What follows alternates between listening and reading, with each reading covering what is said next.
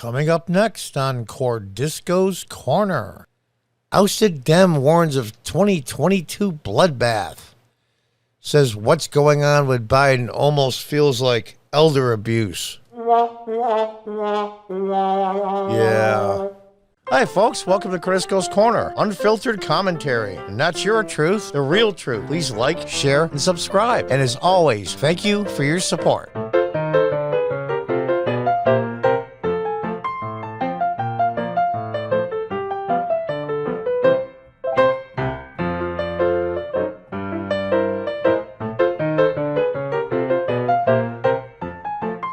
Welcome back from BPR, Business and Politics. Hope everybody had a great New Year and holiday season. And we think we're going to get a break, but the world keeps on turning. And so does the politics and culture in the United States. This is going to be a huge year. To sound like President Trump, it's going to be huge. Huge. Ousted Dem warns of 2022 bloodbath. Says what's going on with Biden almost feels like elder abuse. Yeah. I feel that in there just for the heck of it. A Democrat politician from New York who was ousted by a Republican in last year's election is warning Democrats still in office to wake up before it's too late. And they are ousted in what she expects to be a bloodbath in November. Speaking on Fox News Waterworld, so we have an ousted Democrat on Waters World, so automatically she is now, as far as the Democrat Party goes, dead. Waters World this Saturday. Former Nassau County Executive Laura Curran, now that's not a small thing, Nassau County exec, toward both the party at large and its figurehead. Unfortunately, my part of the Democrat Party just conveys weakness right now. It almost feels like elder abuse what's going on with President Biden. It doesn't feel like it is elder abuse. He has a hard time putting a sentence together. I think everyone gets nervous listening to him talk. He's going to mess up. Now, I wish she would be quiet and keep it to herself, because of the fact that, well, most progressive Democrats are absolutely clueless. And number two is, I don't want them smartening up. We've got 11 months to go. 11 months to go. Let's see if we can pull this off. When I say we, I mean conservative people that believe in the Constitution and the rule of law in this country. What we need always, and especially now, is someone who exudes confidence and competence. Someone who sets a reassuring tone. And we're not getting that at the top right now. And unfortunately, I think your previous guest, Karl Rove, is absolutely right. I think it's going to be a bloodbath for Democrats in the midterms. Well, we could always hope so. We could always hope so.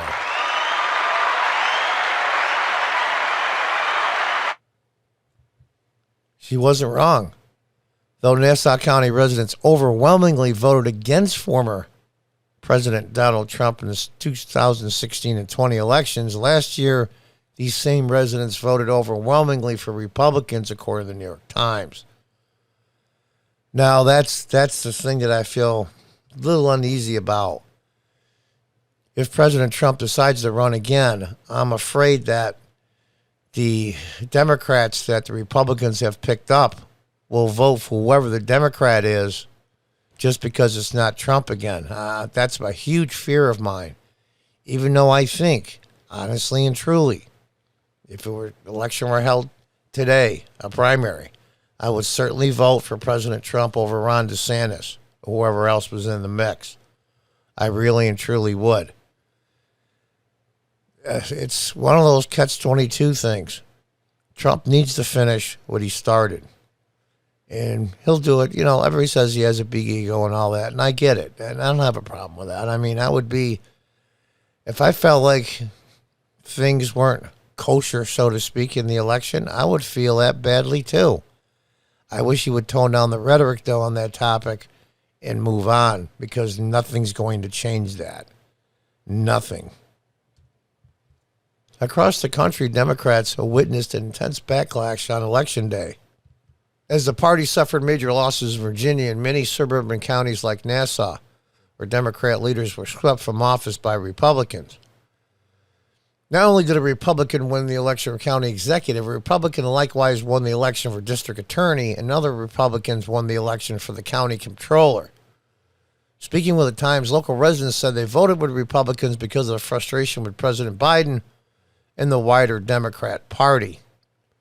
In conversations with more than a dozen Nassau County voters this week, they cited their overall disapproval of the president, their distaste for vaccine mandates, and a fear of funds being diverted from the police as factors in their decisions to vote Republican. Concerns over Biden's handling of Israel also arose several times. It's funny they didn't mention Afghanistan. That's odd, because that was the beginning of the end for Biden. Here's the thing, though. I hope and pray that some of these so-called moderate Democrats, the few that exist and some that pretend to be, don't hoodwink people in the midterms for Congress that kind of distance themselves from Biden, but really think privately just the same. Well, look at Eric Adams, everybody had high hopes for. But as soon as he won the Democrat primary, he went to the White House and kissed President Biden's and came outside the White House and gave a press conference. You would think he was a progressive, even though he's a former cop. It's disheartening. People have short memories. I don't like the president and the Democrats are spending too much time on things like infrastructure when we need politicians that are going to bring back money back into this country. Maybe if Democrats see how we're voting in these local elections, they'll see we're not happy with the way things are going. Well, the funny part is the so-called infrastructure bill, my understanding and the investigating that I've done, about 10-odd%, maybe a little less, is actually for infrastructure. There's some Trojan horse items in there, folks. Changing election laws permanently at a national level, which is totally unconstitutional. And on top of that, the amnesty for millions and millions of unlawful migrants into this country. Oh, God. Maybe if Democrats see how we're voting in these local elections, they will see we're not happy with the way things are going. Yet they didn't. Well, they might pretend to wise up. That's my fear. Even after suffering devastating losses throughout the country, the Democrat Party chose to double and triple down on its policy prescriptions, with the president moving ahead with his vaccine mandates and congressional Democrats moving forward with Build Back Better. Republicans also staunchly oppose both policy prescriptions, but Democrats don't seem to care. As a Democrat, I think it's really important to have a strong two-party system. I agree. As a former local elected official when I was a Democrat back in the early 2000s here in upstate New York, I was as loyal to the Democrat Party as anybody. And they went way, way left and south, I might add. It was disheartening. I left the party a few years back. I think it's good for democracy. I don't think it would be a one-party rule either. But unfortunately, it seems like we're giving the Republicans ammunition just to shoot us because we exude this weakness. Now, here's the thing. Republicans, for a long time, basically their strategy was, we have nothing to offer, but you know what? Look how bad the Democrats suck. Well, that's not a long-term strategy, and it's not going to work this time. They're going to have to put up something to offer the American people besides we're not Democrats. Now, there was something about returning to normal. The acceptance speech when Warren Harding won in 1920, I believe, was called Return to Normalcy. And people clung right onto that. That was right after World War II and the beginning of Prohibition. You got to remember as well, there was a big pandemic that did some seriously devastation of people in the world and the United States. So returning to normal is very appealing right now. It's what Biden administration and its allies in Congress have delivered instead of denialism, excuses, and blame galore. regarding inflation, for instance, they originally denied it was an issue. They eventually acknowledged the ongoing inflation crisis, but then began blaming it on greed and consumer spending choices. Psaki, she's the press secretary for the president, points finger at Americans' buying habits as root cause for supply chain crisis. Let's blame the people we're trying to get their votes from. The rhetoric has had an effect. As early as 2022, the president's polling average remained low at 43.1. Nobody mentions Afghanistan. That's a big deal. Meanwhile, congressional Republicans are outperforming congressional Democrats in general election polls. Bill Maher had quite a few, in fact, choice words for Democrats on Friday night about the direction of the party. Nobody likes a snob. Fearing that the Democrats will lose badly in next year's congressional contest, the real-time host laid it on thick, urging the party to stop licking their wounds over recent election losses and do something about it. And here we go. Get ready, pal. Nostradamus Biden predicts Democrats will win 2020 midterms. Now, does he really believe that? Or he's just doing that for show? In other words, you always show the most positive light. I don't know. I think he really believes it. I think a lot of the progressive Democrats believe it. They're in such a bubble and they're in such out of tune with the average American. We're not talking about the ultra progressives and the left-wing nuts and the zombie cult horde, as I call them.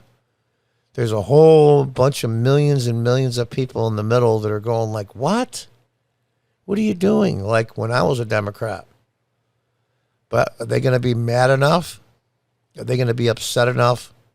Are they going to be frustrated enough to vote for a Republican in the midterms coming up this November? We'll have to see. We'll have to see. Or maybe they'll just stay home and not vote for either, and I would be happy with that as well. We'll see. People's memory spans are like 2 minutes long. Hopefully, this is an exception. And until next time, goodbye and good luck.